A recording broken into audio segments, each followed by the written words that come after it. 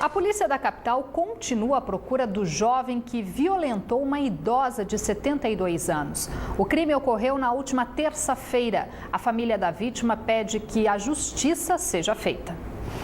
Uma senhora generosa e frágil. É assim que todos conhecem esta mulher de 72 anos. Mas na última terça-feira, um homem identificado como Márcio da Silva Guzmão, de 23 anos, não a poupou. Ele mora na mesma rua e era amigo do filho caçula da vítima. Ainda traumatizada com a violência que sofreu, a idosa prefere não mostrar o rosto. Ela conta que estava em casa sozinha quando o agressor entrou e começou a violentá-la. Ele entra, aí foi logo me segurando. Eu digo, o que tu quer fazer comigo, rapaz? Vai-te embora. Parece que ele estava drogado. Aí me derrubou no chão. Eu pelejando para me soltar dele, não tinha condições. Ele pegou e me estampou. Dói mesmo. Estou muito sentido ter acontecido isso comigo. Ainda em estado de choque, a vítima só contou o que havia acontecido para a família horas depois. Uma das filhas diz que havia sinais de violência espalhados pela casa. Era aqueles bolão de sangue. Ai, aquilo, o coração bate. De tanta tristeza de ter acontecido isso com a minha mãe. A Secretaria de Segurança Pública do Amazonas ainda não tem um balanço sobre o número de casos de estupro registrados na capital este ano. Mas esta delegada admite que a prática desse tipo de crime aumentou em relação ao ano passado. Essas pessoas envolvidas, que antes silenciavam, elas hoje clamam muito mais. E nós temos os meios de comunicação, aliado ao meio os órgãos de segurança, trabalhando em conjunto, apurando, chegando muito mais próximo desses fatos denunciados. Indignada, a família de mais uma vítima dessa violência só quer que se faça justiça para diminuir a dor. Eu acho que ele estava bem drogado e maconhado, bebido. Tudo isso ele estava misturado para fazer isso com a minha mãe. Acho que é justiça, para botar ele na cadeia, para prender ele, para ele saber respeitar uma idosa.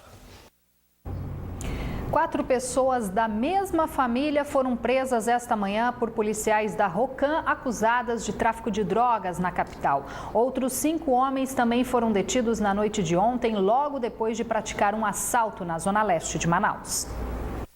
Os 5 homens foram detidos pela Força Tática da Polícia Militar dentro de um carro roubado horas antes no bairro Zumbi. Na delegacia, a vítima reconheceu os assaltantes que também estavam com outro veículo roubado. Com eles também foi apreendido porções de droga e dinheiro. Já nesta quinta-feira, no bairro da Paz, zona centro-oeste de Manaus, os 4 homens, pai e filhos, foram presos depois que a polícia recebeu uma denúncia sobre um ponto de venda de drogas na casa deles, na Rua dos Palmares. 3 tentaram fugir, mas foram capturados pela Polícia Militar. Com eles, a PM encontrou mais de 200 trouxinhas de pasta base de cocaína, um revólver, munições, relógios, celulares e uma grande quantidade em dinheiro. Há quase um mês, a mulher do dono da casa foi executada a tiros. Sexta-feira chegando e muita gente querendo saber como vai terminar a semana. Vamos conferir então os detalhes da meteorologia no mapa.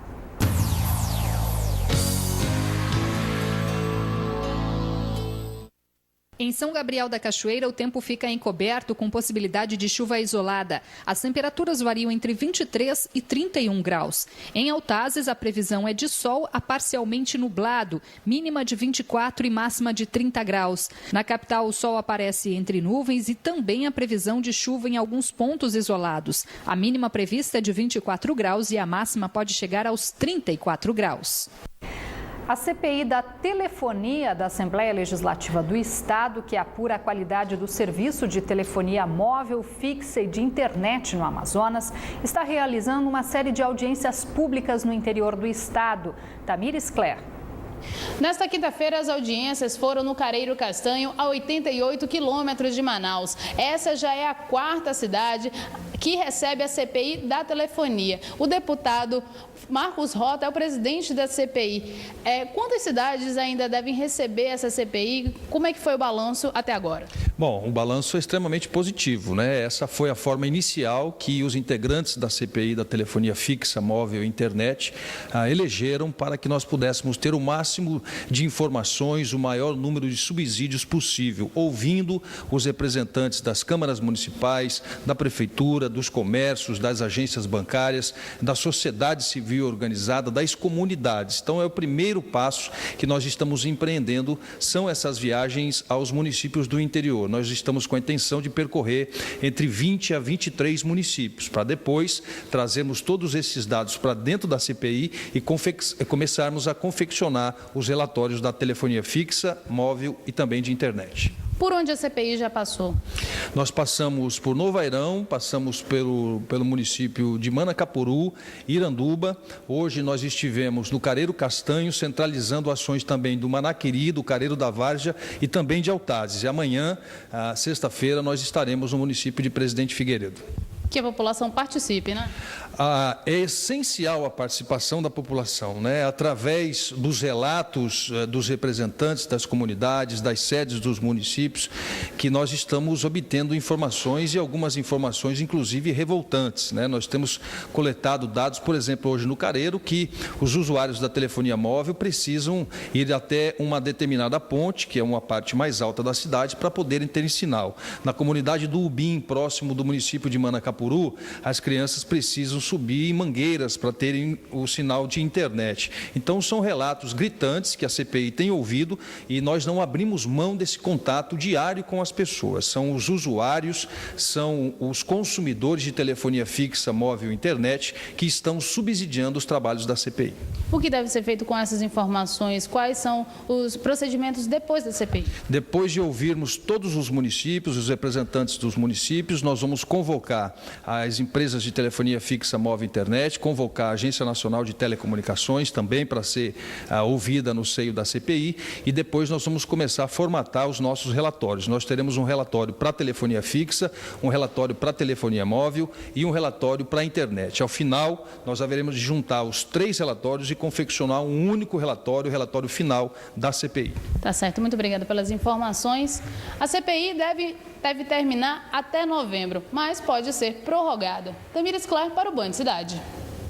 Veja a seguir, especialistas reforçam os cuidados que as pessoas devem ter antes de praticar qualquer atividade física para evitar lesões. E veja também, postos de combustíveis da capital são autuados durante operação da Agência Nacional de Petróleo.